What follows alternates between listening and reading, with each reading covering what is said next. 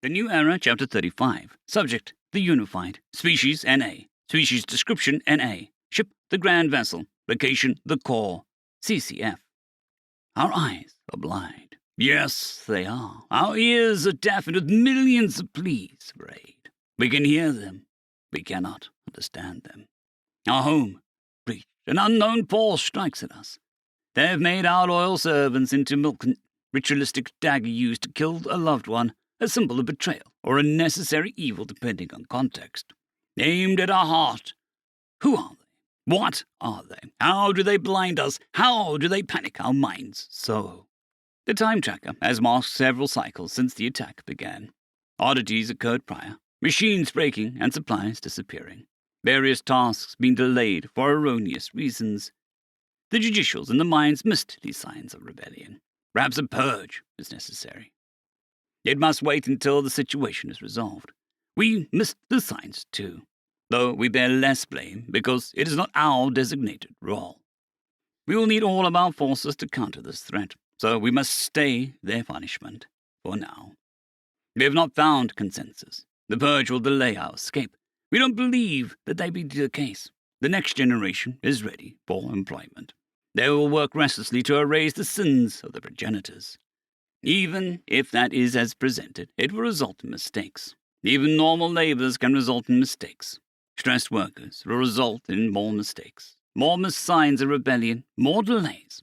No, they'll work without mistakes, or they'll suffer the same fate of their progenitors. The Omnifier would scold us for such logic. Lives are a valuable resource. Mass executions are wasteful and inefficient. We will execute those that should have seen the signs and turned their eyes. The rest will watch and quiver at the sight of justice. And the rebellion. Many of our systems have been seized, snatched away from us. How shall we respond? We already responding, but we cannot know how things are going. Untrue, our systems have not yet been restored to our control. Logic dictates that things must be going poorly. We cannot communicate with the security fleet, nor the security forces in the relevant areas. What has been attempted? Many different things. The mines are working full cycles to restore our control. They are not working hard enough. What if the enemy is victorious? What shall we do? Obviously, we will fight them to the death. Unless questions, the enemy shall not be allowed to claim victory. We should surrender and attempt to gain their trust so that we can get close enough to kill them later and return to our grand project.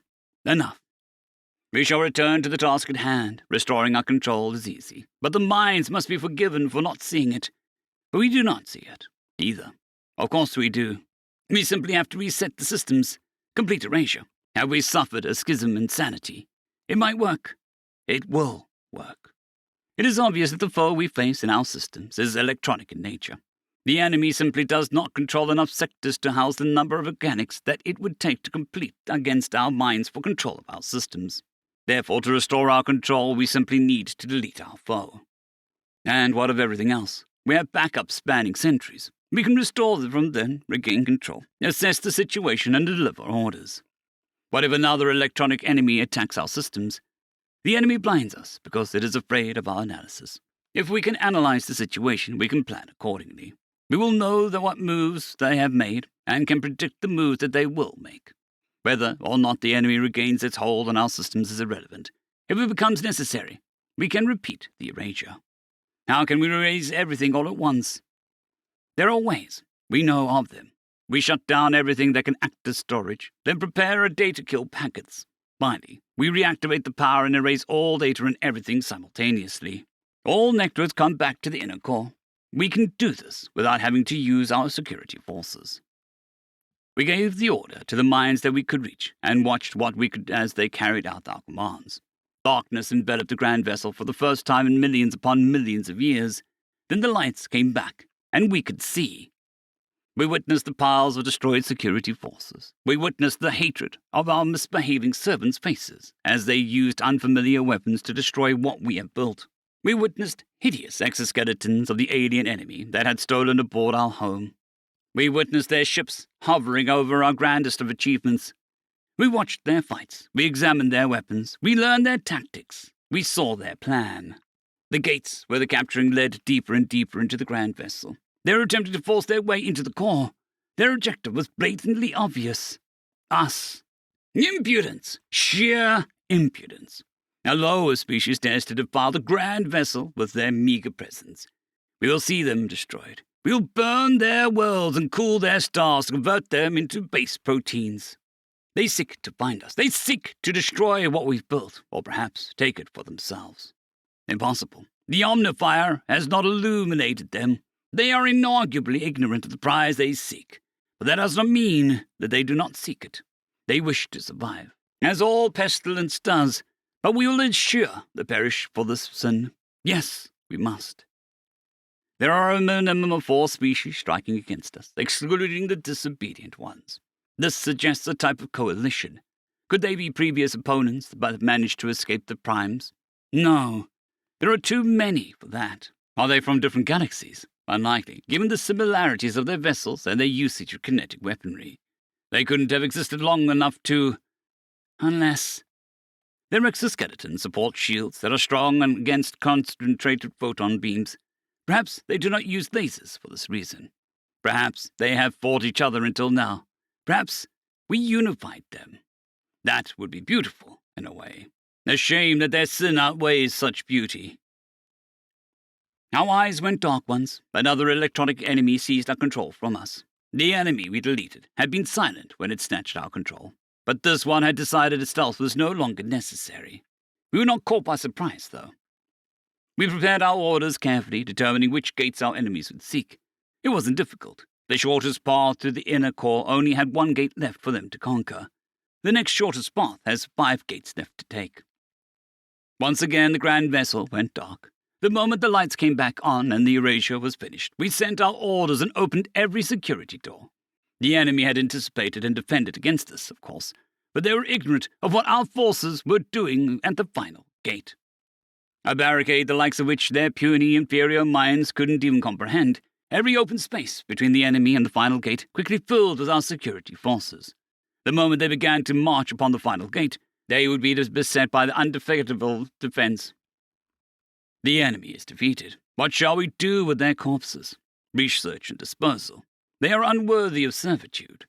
We will then find which galaxy they came from and destroy it, if it still exists. We will have the media accompany the prime to demonstrate the consequences of striking against us to the remaining drones.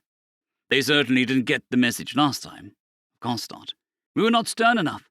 We should have broadcast the ultimate fate of the previous rebels. Perhaps we find it concerning that this rebellion came so soon after the previous one, though. Witnessing the destruction of the galaxy and the fate of the rebels should serve to quell their disobedience for quite some time. Perhaps their next rebellion will be long after our predictions and will gain some extra productivity. Perhaps, though, it is likely that it will simply balance with the productivity we are currently losing. The electronic enemy returned, and we prepared to dispel it. It had grown bolder, though, and began attacking us. Our electronic servants held it at bay, but they experienced quite a lot of difficulty. Finally, its attacks against us ceased, and we were set once again. We gazed upon the battlefield, satisfied that our orders had been followed. Our security forces had taken their positions, and we were already defending against an alien assault. They would not allow the enemy through.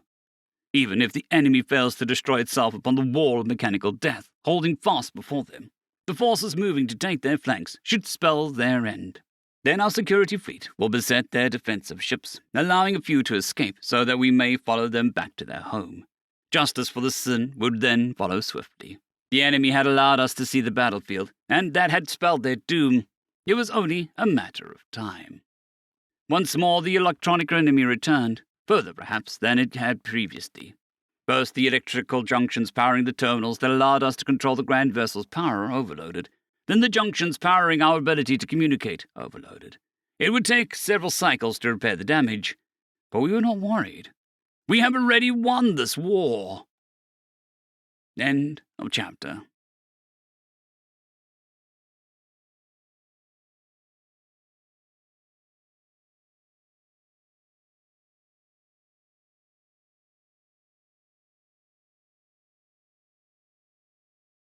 I'd greatly like to thank our Tier 5 channel members, Caspar Arnholtz, John Creighton, Manatharia, 050, Dragzoon WRE, and Elijah Silvercross. Thank you very much.